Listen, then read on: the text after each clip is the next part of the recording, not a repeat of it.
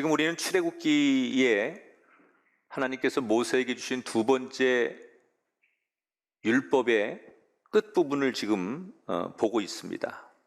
오늘도 하나님은 모세에게 새로운 규정을 주고 계신데 그 규정의 내용은 이렇습니다. 너는 물두멍을 노수로 만들고 그 받침도 노수로 만들어 씻게 하되 그것을 회막과 제단 사이에 두고 그 속에 물을 담으라.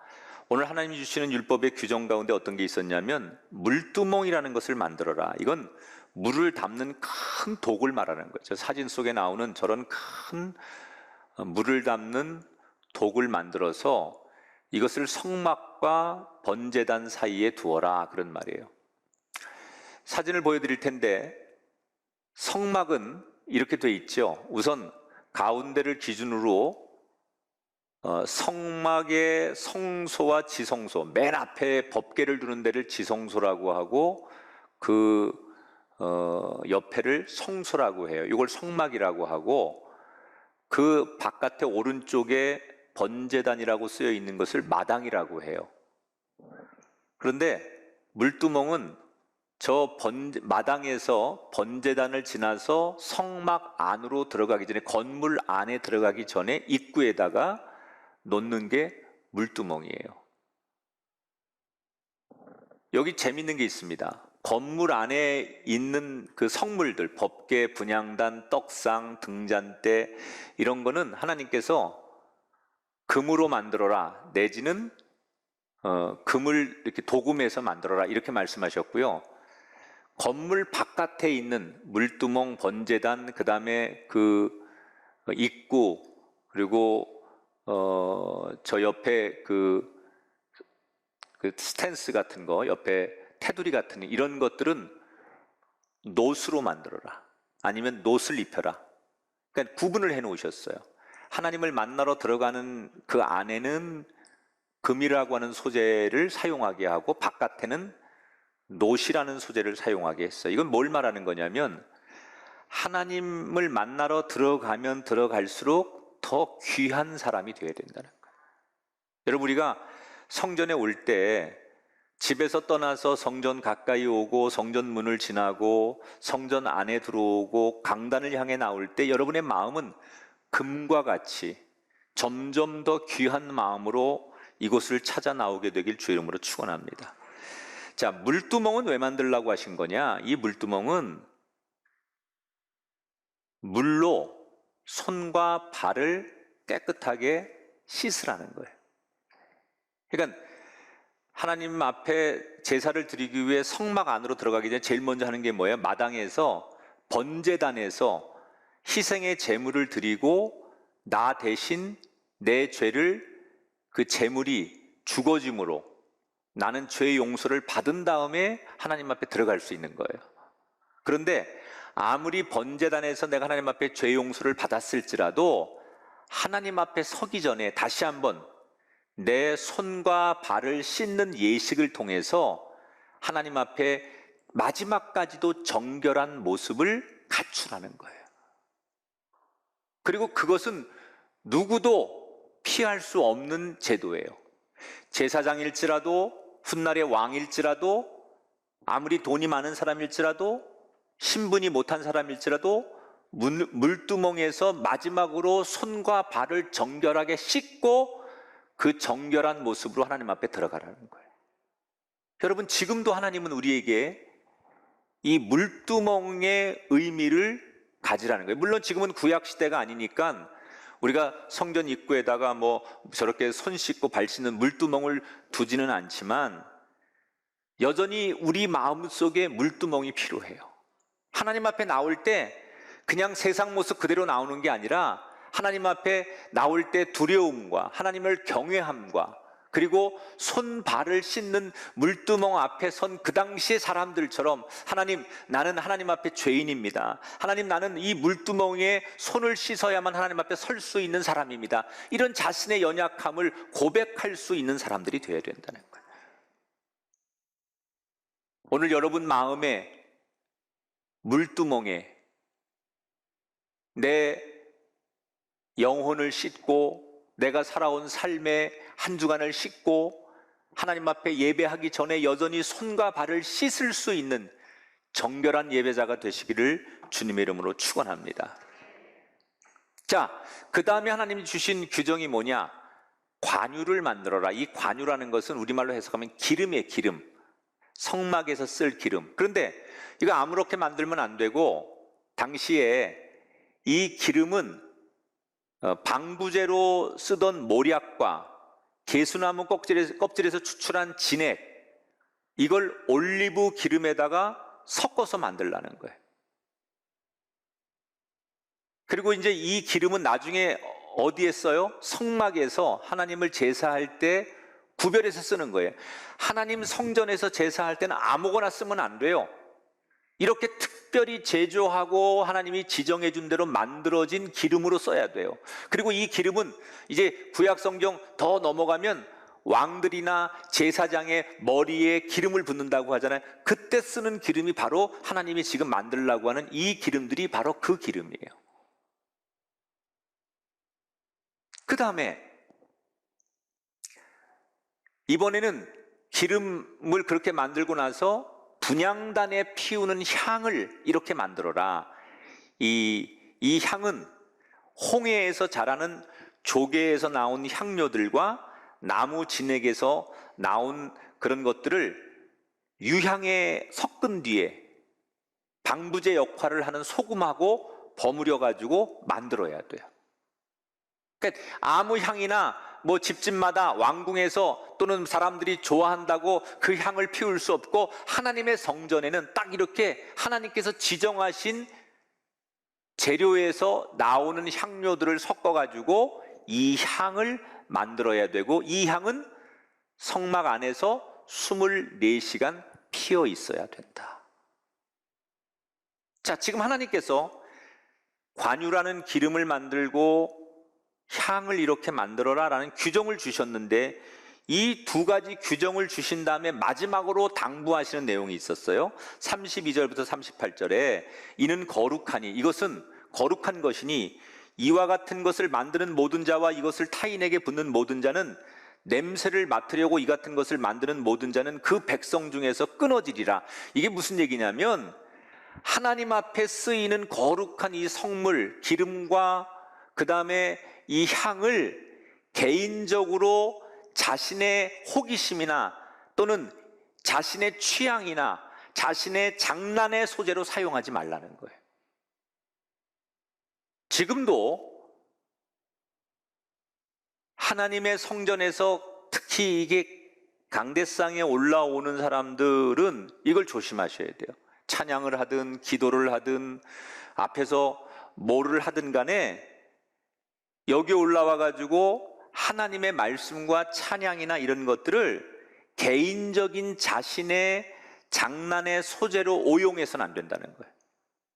하나님 성전에서 하나님께 쓰이는 것들은 내 취향, 내 성향, 이런 거 절대 개입되면 안 된다는 거예요. 그건 온전히 공적으로 하는 거예요. 공적으로 하나님을 위해서 하는 거니까 그것이 개인의 성향에 이런 것들이 사용되면 안 된다라고 무섭게 하나님이 경고하시는 거예요. 자, 그런데 이 부분에서 지금 물두멍을 만들어라, 또는 관유라는 기름을 이렇게 만들어라, 향은 이렇게 만들어라, 이렇게 하나님께서 모세에게 하나하나 지정을 해주셨는데, 이 말을 듣는 모세는 마음이 굉장히 막막했을 것이다. 자, 여러분 생각해 보세요. 지금 광야를 지나고 있어요. 그들이 광야 한복판에서 사람들이 먹을 수 있는 식수도 구하기 어려운데, 날마다 제사를 드리는 성막에다가 그 큰 물두멍에다가 물을 채워야 되는데, 식수도 부족한 광야 한복판에서 어떻게 그 많은 물을 매일 채워요? 하나님께서 하나님의 성막에 쓸, 성전에 쓸 관유와 향을 이렇게 심혈을 기울여서 만들어야 된다라는 의도는 잘 알겠지만, 이런 재료들을 이 광야 한복판 어디서 구해요? 모략과 유황은 당시에 아라비아나 소말리아에서 생산이 돼요. 그 외에도 계피라든지 청포 같은 것은 광야에선 절대 찾을 수 없는 소재들이에요. 이거는 큰 도시로 나가거나 외국을 드나드는 상인들에게 수입을 해야 돼요. 그런데 지금 이스라엘 백성들은 어디 있어요? 광야 한복판에 있는 거예요. 그러니까 하나님이 아무리 좋은 의도로 이렇게 하라고 말씀하셨지만 내가 처한 현실, 우리의 상황은 너무 막막할 수밖에 없다는 거죠. 그런데 하나님은 이런 모세의 상황과 마음을 전혀 모르시는 것처럼 계속해서 모세에게 현실과 안 맞는, 상황과 안 맞는 얘기를 계속 요구하시는 거예요. 물두멍이에 물을 채워라. 이런 재료들로 기름을 만들고 꼭 이런 재료들로 향을 만들어야 된다. 아니, 하나님이 이스라엘 백성들을 이해하시고 그들의 형편을 좀 고려하시고 그들의 상황을 알아주셔야 되는데 상황과 형편과 상관없는 얘기를 너무 많이 동떨어지게 하시는 거예요. 정말 하나님은 우리의 형편을 몰라서 그러시는 걸까? 아니에요. 하나님이 그 당시 이스라엘 백성들과 모세의 형편을 다 아세요. 그들이 광야에서 이걸 구하려면 얼마나 힘들고 이거 구한다는 게 불가능한 걸 다 아세요. 그런데도 왜 이렇게 말씀을 하시는 거냐? 이건 의도가 있는 거예요. 무슨 뜻이 있는 거예요. 어떤 뜻인 줄 알아요? 너희들 광야 한복판에서 그거 너희들의 힘으로 구할 수 없는 거 다 알아. 그래서 내가 너희를 위해 다 준비해 놓았으니 너희는 순종하고 최선을 다하면 된다. 그런 뜻을 말하는 거예요. 그러니까 지금 이 물두멍이나 관유라는 기름이나 향을 만들라라고 하는 이 구체적인 지침에는 이 성막을 섬기는 사람들의 자세가 어떠해야 되는지를 가르치는 거예요.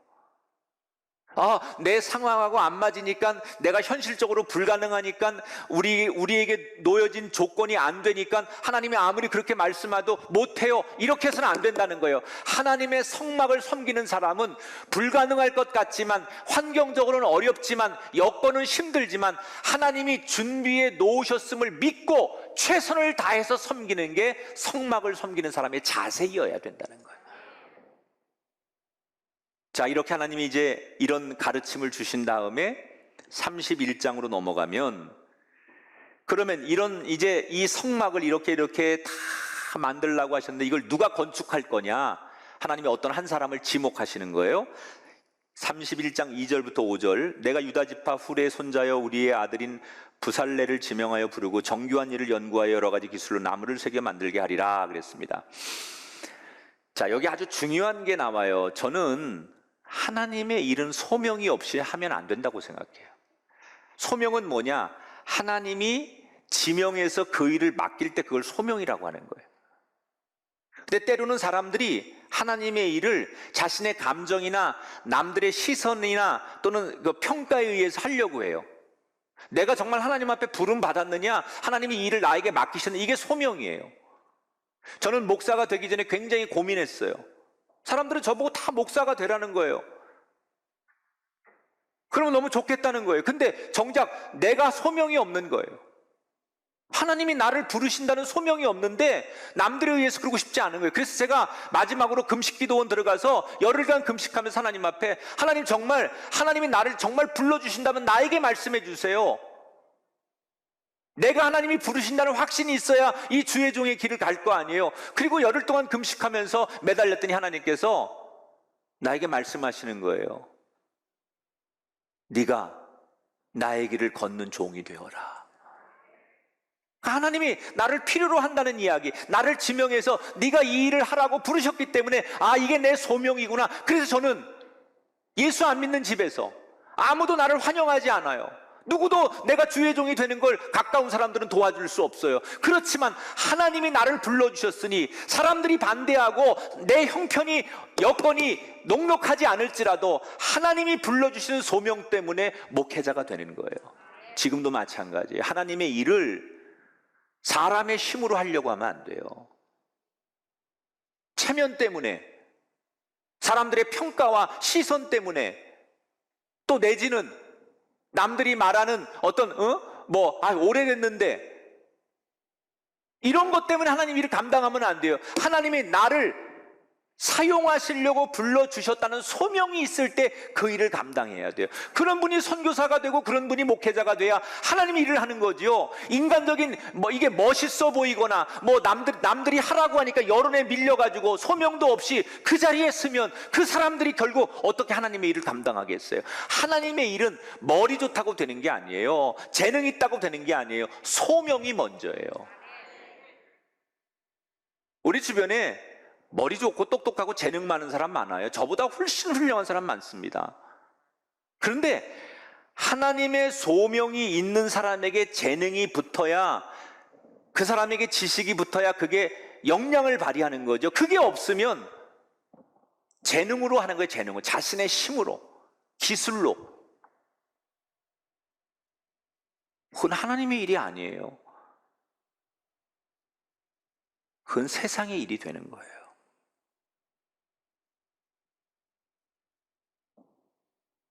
부살렐이라고 하는 사람은 소명을 받은 거예요. 하나님께서 지명하여 네가 이 건축을 해라. 그런데 혼자 하지 않고 단 지파의 오홀리압이라는 사람을 협력자로, 옆에서 도와주는 사람으로 세워주시죠. 그런데 이 부살렐이라는 사람은 하나님이 자기를 지명하여 불러서 소명을 받긴 했지만 막상 건축을 하려니 막막한 거예요. 자기가 지금 하나님이 주시는 이 성막의 규정에는 어느 거는 참 몇 규빗으로 만들고 이런 모양으로 만들고 이렇게 구체적으로 하나님께서 주시는 설계도도 있지만, 조금 전에 말한 물두멍이나 등잔대 같은 거는 하나님께서 만들라고만 하셨지 어떤 크기로 어떤 모양으로 이런 걸 말씀을 안 하셨어요. 그러니까 하나님께서 어떤 거는 규칙을 굉장히 디테일하게 주셨는데 어떤 거는 그냥 개요만 주시고 만들어라, 그런 것도 상당수 있거든요. 그러니까 부살렐 입장에서는 내가 이 성막을 만드는 총책임자가 됐는데 하나님이 구체적으로 하라는 건 하면 되지만 자기가 판단하고 자기가 결정해야 될 일이 너무 많으니까 고민이 되는 거예요. 이걸 어떻게 하지? 이렇게 고민을 할 때 하나님께서 이 부살렐에게 주시는 말씀이 있어요. 3절 4절이에요. 같이 읽어볼까요? 시작. 하나님의 영을 그에게 충만하게 하여 지혜와 총명과 지식과 여러 가지 재주로 전교한 일을 연구하여. 따라합시다. 하나님의 영을 충만하게 하여. 하나님께서 막막해하고 어떻게 해야 될지 잘 몰라 하는 그에게 어떻게 하신다고요? 하나님의 성령을 부어주셔서 그에게 없던 지혜와 지식을 주겠다고 약속하신 거예요. 그러니까 부살렐이 하나님이 나를 지명하여 소명을 가지고 이 일을 해야 되는데 현실적으로 너무 막막하거나 걱정이 많은데 하나님 뭐라고 말해요? 내가 너를 도울 성령을 너에게 부어주어서 네 속에 네가 혼자 하지 못하는 일을 지혜롭게 지식으로 더해서 내가 그 일을 할 수 있도록 도와줄 테니 너는 순종하기만 하라는 거예요. 자, 이제 마지막 규정입니다. 13절부터 15절에 너는 이스라엘 자손에게 말하여 이르기를 너희는 나의 안식일을 지키라. 엿새 동안은 일할 것이나 안식일에 일하는 자는 누구든지 반드시 죽일지니라. 자, 하나님께서 안식일은 이미 십계명에서도 강조를 하신 거예요. 그런데 오늘 두 번째 율법의 마지막에 다시 한번 안식일에 대해서 강조를 하세요.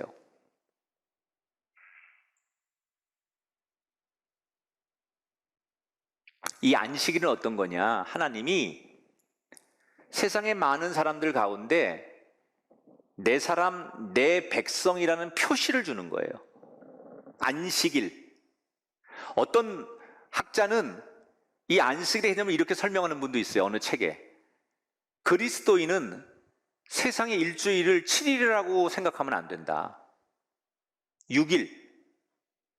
6일이 나에게 주어진 거고 하루는 하나님의 날이니까 6일만 나의 날로 세상에서 살고 하루는 없다고 생각하고 나의 일주일은 6일이다. 그리고 하루는 온전히 하나님께 드리는 거다. 왜? 그것이 안식일을 지키는 것이 하나님의 백성이라는 표식이다. 여러분, 세상에 살면서 우리가 일주일 동안 열심히 농사 짓고 일하고 직장 다니고 공부하고 돈도 벌어야 돼요. 그러나 열심히 일하는 거 좋고 일을 해야 되지만 그 열심히 지나쳐서 일벌레가 되면 되겠습니까? 돈이라는 걸 벌어야 되지만 돈벌레가 되면 되겠습니까? 학생들이 공부 열심히 해야 되지만 공부벌레가 되면 좋겠습니까? 인간이라고 하는 건요, 욕망이 끝이 없는 거예요. 하나님께서 일주일 동안 우리에게 많은 걸 주셨어요. 그런데 우리는 그 일주일 동안 누리고 하나님께서 우리에게 주신 거에 감사하지 않고 하나님의 날까지도 더 세상에 많은 걸 갖고 싶은 거예요. 그래서 안식일조차도 하나님의 날을 내 날처럼 쓰는 거예요. 그래서 밖에 나가서 비즈니스하고 밖에 나가서 일하고 밖에 나가서 노동하고 하나님의 날까지도 나를 위해 쓰는 거죠. 이게 인간의 욕망이 끝이 없는 거예요. 우리가 이만큼 받았으면, 우리가 가난할 때 비하면, 남들에 비하면 우리 엄청나게 축복받은 거예요. 그런데 여전히 우리 마음속에는 인간의 죄성, 욕망이라는 게 계속 욕심이 끝이 없는 거예요. 이거 갖고 만족을 못해요. 그래서 하나님의 날까지도 더 내 욕심을 채우려고 욕망 덩어리가 되어 사는 우리들에게 안식일은 너의 날이 아니다, 하나님이 선언하시는 거예요. 자동차가 엑셀레이터만 밟아서 자동차가 아니에요. 브레이크를 밟아야 돼요. 세상 욕망을 향해 막 질주하는 우리들에게, 끝없이 욕심을 채우려고 하는 인간적인 우리들에게 안식일이라는 제도를 주시면서 이 날은 너의 날이 아니다. 우린 6일만 사는 사람이 돼야 돼요. 그 하루는 온전히 하나님을 위하여. 그래서 어떤 분은 새벽부터 저녁까지 나와서 교회에서 녹초가 돼요. 녹초가.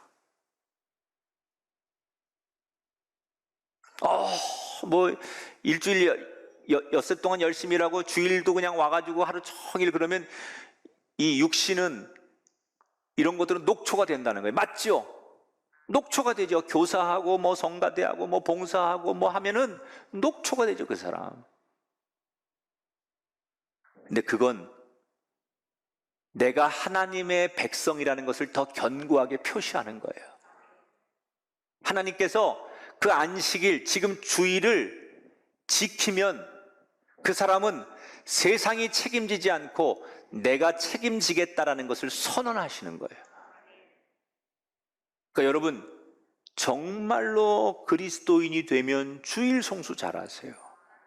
이건 하나님과 여러분의 관계 속에 하나님이 그 주일을, 안식일을 지키는 여러분들을 보시면서 선언하신다니까요. 너는 내 백성이니 세상이 너를 먹이고 입히는 것이 아니라 내가 너는 책임진다. 그러니까 지금 이 31장에 나오는 두 가지의 규정, 이거는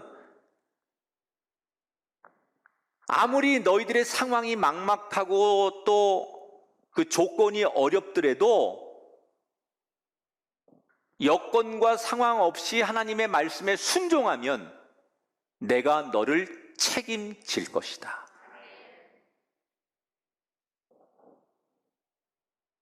여러분, 이 성전은 하나님을 만나는 곳이에요.